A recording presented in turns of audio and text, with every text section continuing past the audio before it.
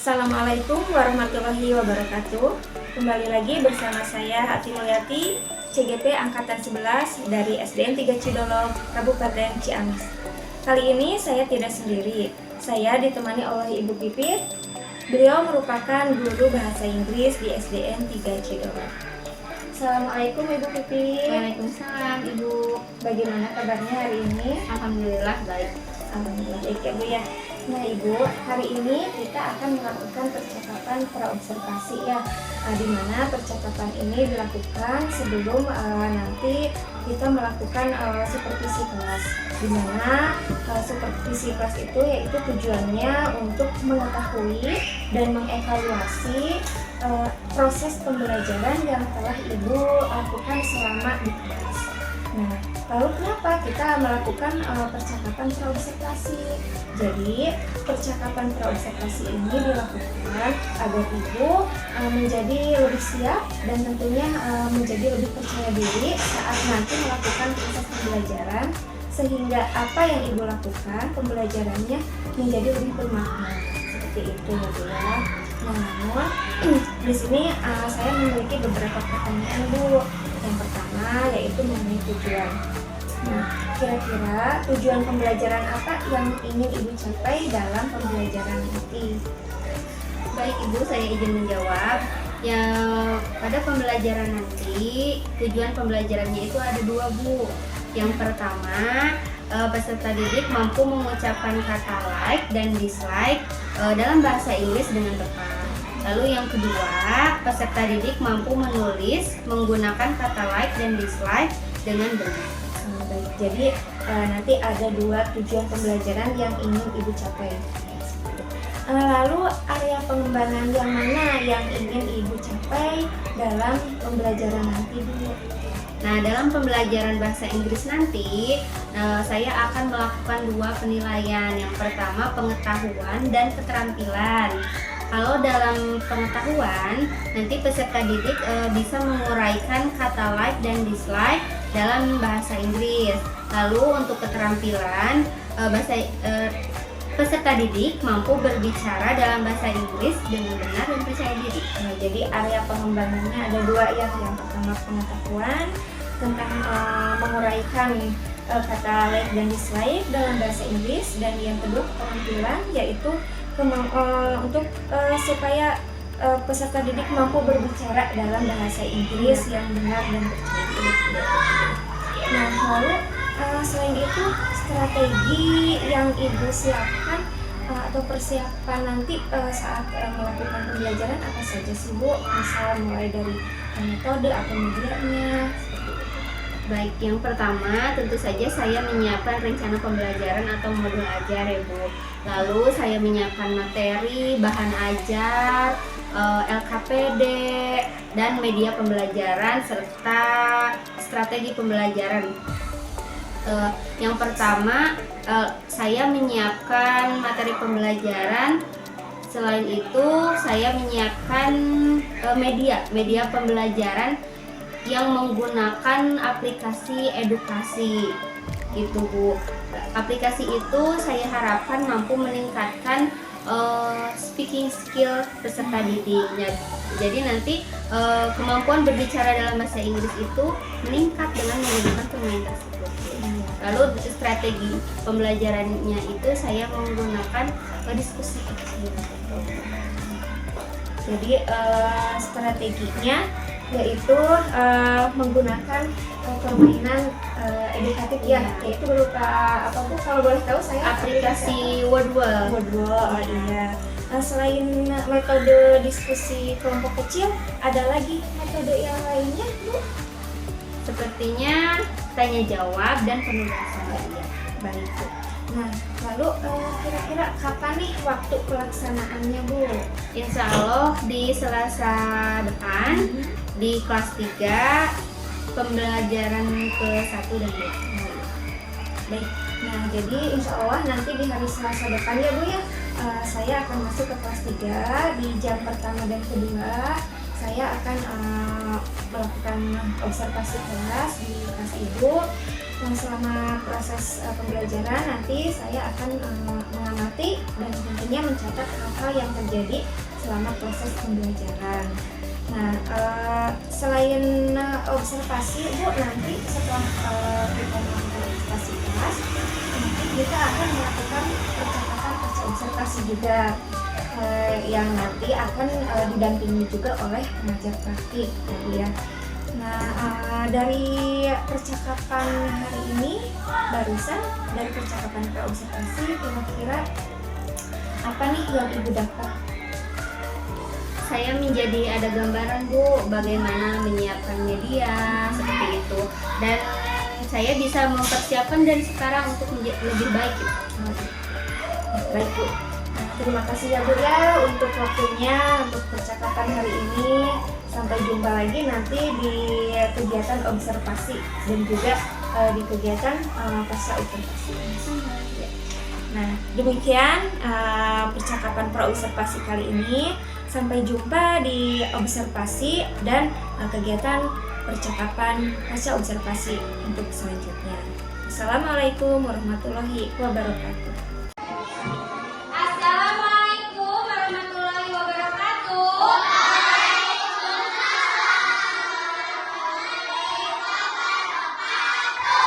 Kelas 3 C.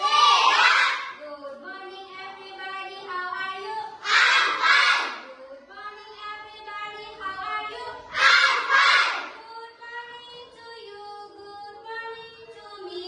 Good morning everybody, how are you? I'm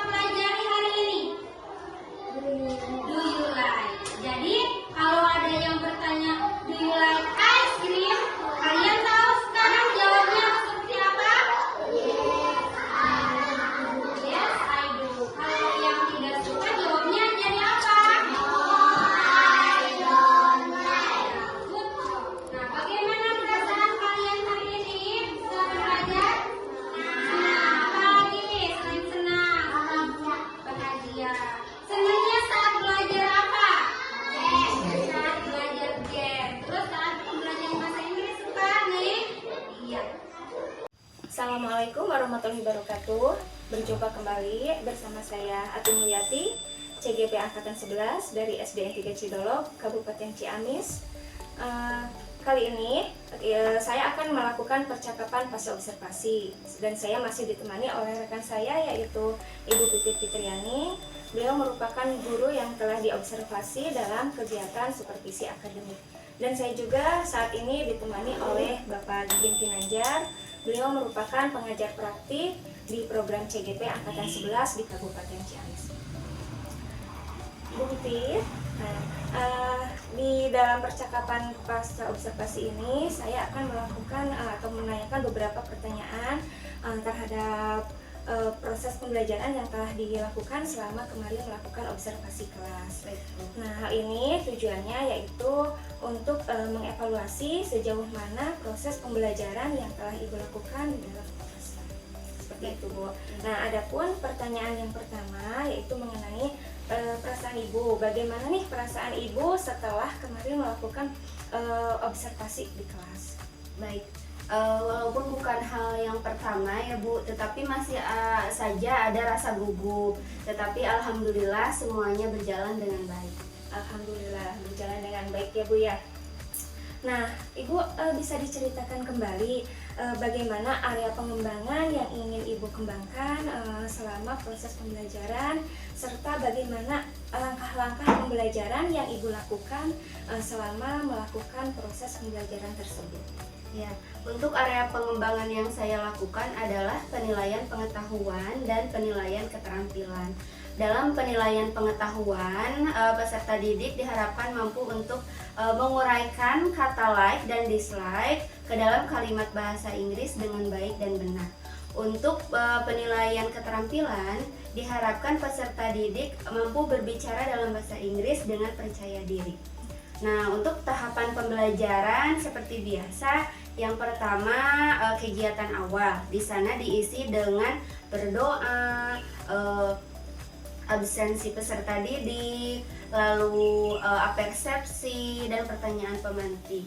Lalu yang kedua adalah kegiatan inti, di mana saya menyampaikan materi, memberikan kuis dan memberikan lembar kerja peserta didik. Lalu untuk yang ketiga adalah kegiatan akhir, di mana saya di sana memberikan soal evaluasi dan refleksi kepada peserta didik. Baik. Jadi area pengembangan yang Ibu kembangkan itu ada dua ya, yaitu tentang penilaian pengetahuan dan keterampilan, serta tadi sudah Ibu ceritakan langkah-langkah pembelajarannya memang seperti yang telah dilaksanakan itu memang terlihat ya Bu ya. Nah, menurut Ibu, apakah dalam area pengembangan yang Ibu kembangkan itu sudah baik ataukah masih ada kendala-kendala?